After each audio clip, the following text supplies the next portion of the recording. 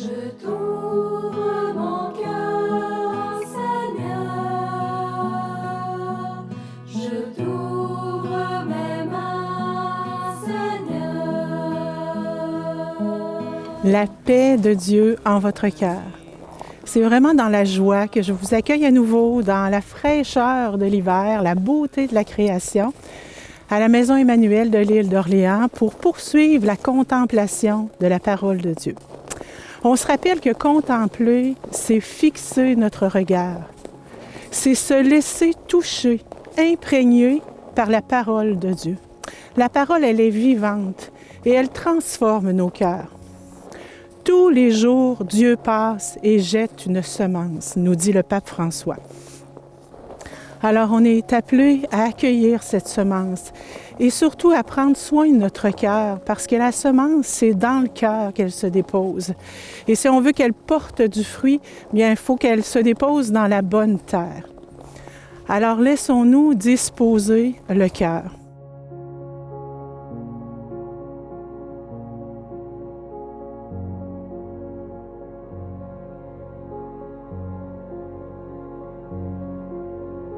Les 3 textes que la liturgie nous propose en ce 5e dimanche du Carême nous invitent à poursuivre notre chemin de conversion et à vivre des passages que tout chrétien est invité à faire. Passer de l'ancienne alliance à la nouvelle alliance. Passer de la loi de Moïse à l'Évangile. Passer de la condamnation à la miséricorde. Passer de la mort à la vie.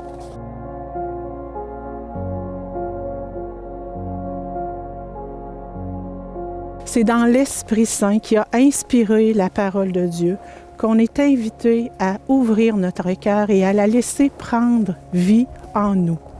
Jésus veut naître à l'infini dans le cœur des petits, dans le mien, dans le vôtre. La parole, elle est vivante, elle transforme les cœurs. Alors viens, Seigneur Jésus, viens ouvrir le chemin vers la lumière de Pâques. Viens ouvrir un chemin de conversion en moi, un chemin de guérison, un chemin de vie en abondance. Viens, Seigneur, ouvre mon cœur et donne-moi l'intelligence de ta parole.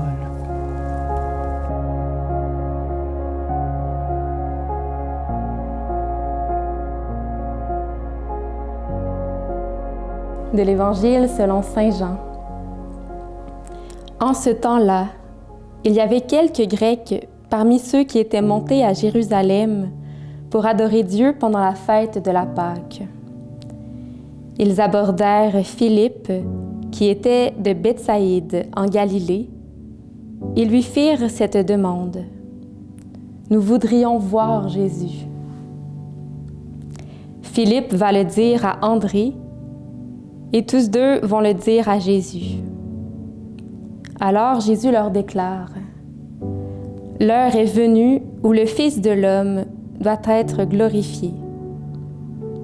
Amen, amen, je vous le dis, si le grain de blé tombé en terre ne meurt pas, il reste seul. Mais s'il meurt, il porte beaucoup de fruits. Qui aime sa vie la perd. Qui s'en détache en ce monde, la gardera pour la vie éternelle. Si quelqu'un veut me servir, qu'il me suive. Et là où moi je suis, là aussi sera mon serviteur. Si quelqu'un me sert, mon Père l'honorera. Maintenant mon âme est bouleversée. Que vais-je dire? Père, sauve-moi de cette heure. Mais non, c'est pour cela que je suis parvenue à cette heure-ci. Père, glorifie ton nom.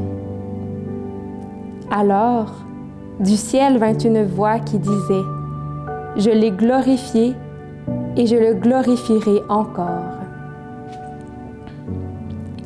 En l'entendant, la foule qui se tenait là disait que c'était un coup de tonnerre. D'autres disaient, c'est un ange qui lui a parlé.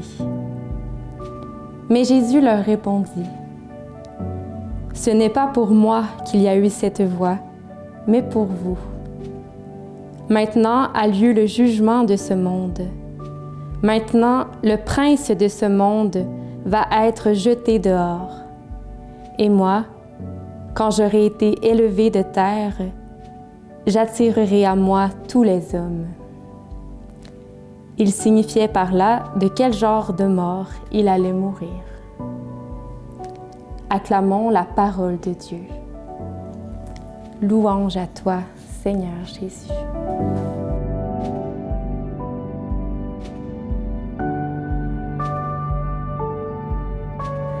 Alors, on se rappelle que les quelques versets avant la lecture de l'Évangile, c'est Jésus qui entre à Jérusalem.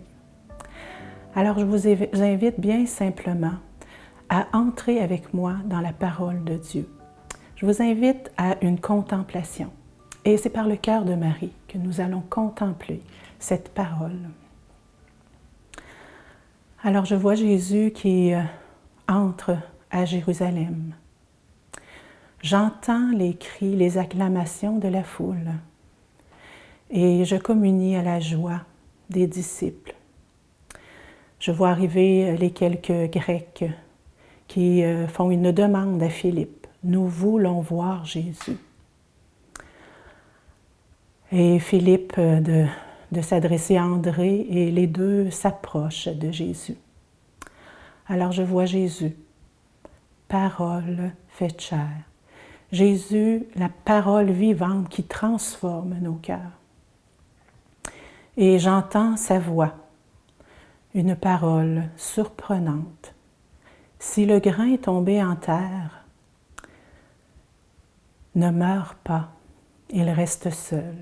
Mais s'il meurt, il porte beaucoup de fruits.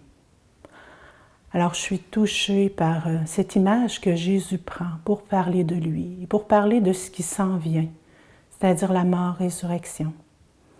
Un petit grain de blé, petit.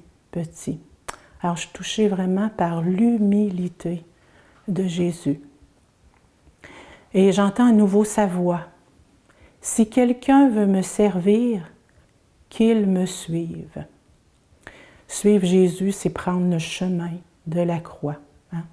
C'est abandonner mon propre chemin et m'engager avec lui dans un chemin qui porte du fruit. Et j'entends à nouveau sa voix. Mon âme est bouleversée. Je communie et je suis touchée par la sensibilité de Jésus.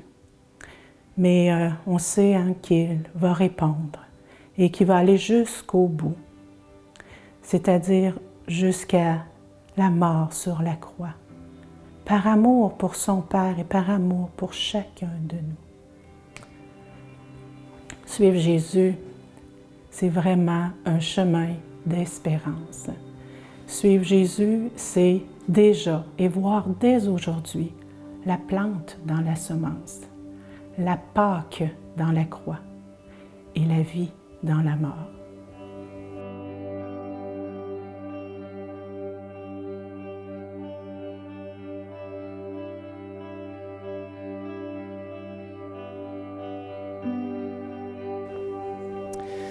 Alors maintenant, je vous invite à descendre dans votre cœur. Demeure de Dieu, espace de communion avec lui. Le Seigneur parle à notre cœur. Il nous parle à chacun, chacune personnellement. Isabelle, si tu veux me servir, suis-moi. Seigneur, tu m'invites à faire ce passage, des acclamations, des cris de la foule, au silence et à l'intimité de ton cœur.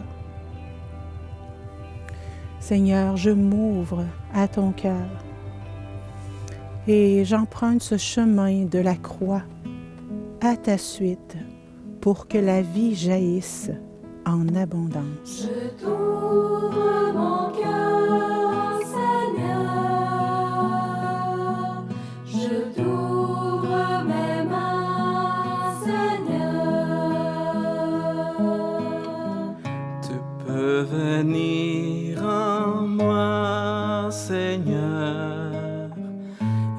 demeurer à mon cœur. J'ouvre mes mains pour toi, Seigneur, je reconnais en toi, mon Dieu. En cette 5e semaine du Carême, je vous invite à contempler l'humilité de Dieu, à fixer votre regard sur le crucifix et à être attentif à ce qui monte en vous dans votre contemplation, à peut-être une parole, peut-être une émotion. Restez à l'écoute de ce qui vous habite et dans votre prière, vos gestes de charité, votre aumône, revêtez l'humilité du Christ pour être avec lui à sa suite, semence de tendresse pour le monde. Que le Seigneur lui-même vous bénisse et vous garde dans sa tendresse. Bonne semaine avec lui. Je